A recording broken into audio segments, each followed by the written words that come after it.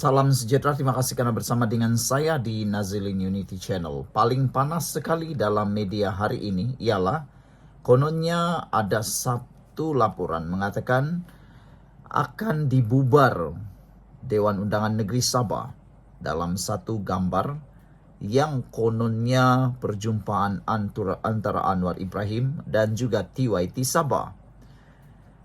Kita tahu Anwar Ibrahim berada di Tawau hari ini untuk perjumpaan bersama dengan PKR. Namun demikian yang menjadi spekulasi ialah adakah Anwar Ibrahim akan terus ke Istana Sabah untuk berjumpa TYT Sabah bagi berbincang memohon pembubaran Dewan Undangan Negeri Sabah. Spekulasi itu makin bertiup kencang. Namun akhirnya Anwar Ibrahim bersuara. Ini kenyataan Anwar Ibrahim yang mengejutkan ramai orang. Kata Anwar Ibrahim, tiada perbincangan pembubaran Dewan Undangan Negeri Sabah.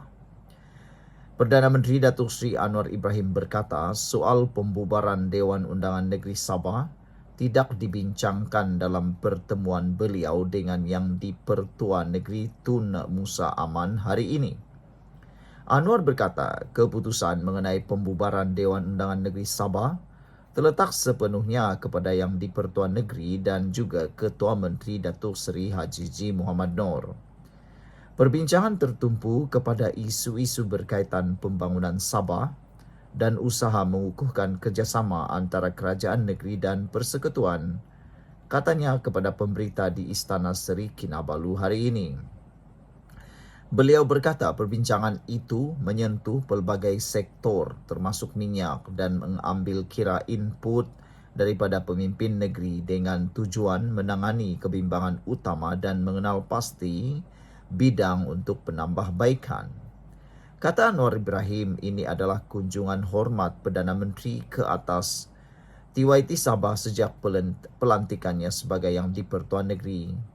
Spekulasi berhubung kemungkinan pembubaran awal muncul susulan pertemuan antara Perdana Menteri dan Yang di-Pertua Negeri Sabah hari ini. Sebelum kita teruskan ulasan hari ini, sila tinggalkan komen Anda. Soalan pertama ialah, manakah yang lebih baik? Buat pembubaran Dewan Undangan Negeri Sabah secepat yang mungkin pada minggu depan, ataupun harus ditunggu sehingga pembubaran otomatik berlaku.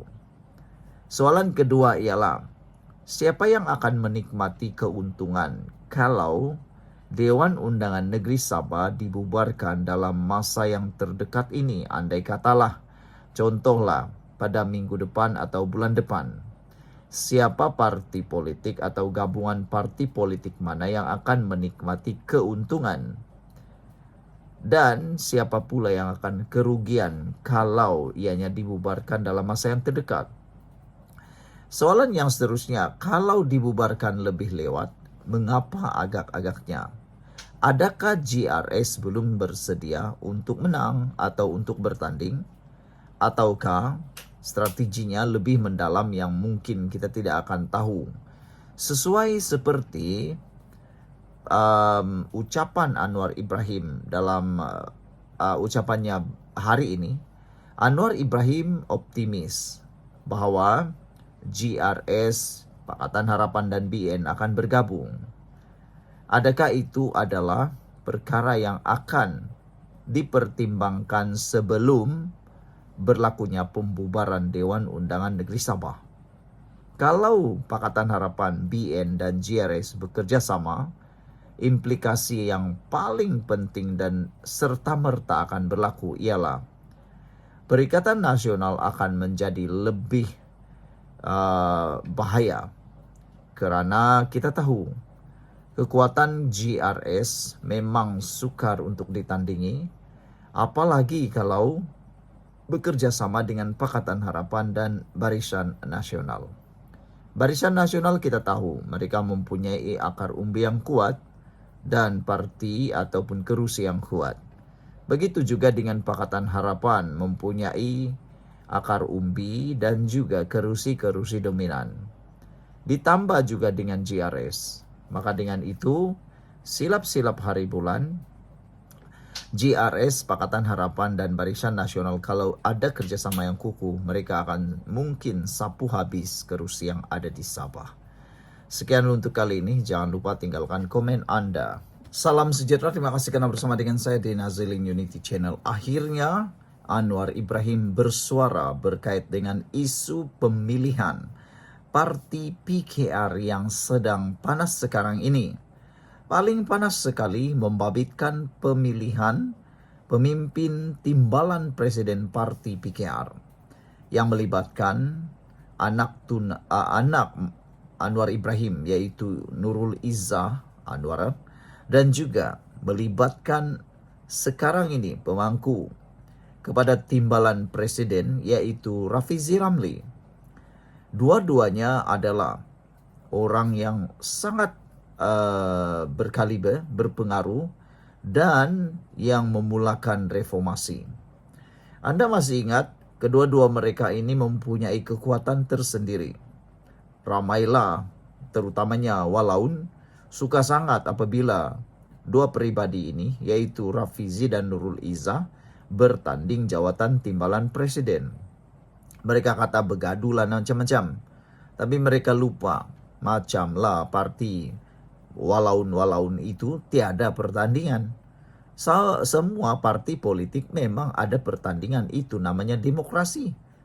Jadi kalau nak bertanding, apa masalahnya? Pertandingan itu kan baik untuk memilih yang terbaik daripada yang paling terbaik. Rafizi pun terbaik, Nurul Izzah pun terbaik. Itu kan lebih baik. Ini tidak, Walaun ini pelik. Ada pertandingan pun mereka bising. Tiada pertandingan pun mereka bising. Apalah nak sangat nak diikutkan kata-kata Walaun. Buat apa nak layan? Nah, macam itulah. Akhirnya Anwar Ibrahim mengemukakan atau bersuara berkaitan dengan pemilihan PKR tersebut.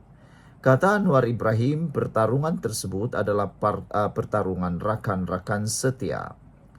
Pemilihan PKR 2025 perlu dianggap sebagai satu pertarungan antara rakan-rakan setia dalam parti, kata Perdana Menteri Datuk Seri Anwar Ibrahim.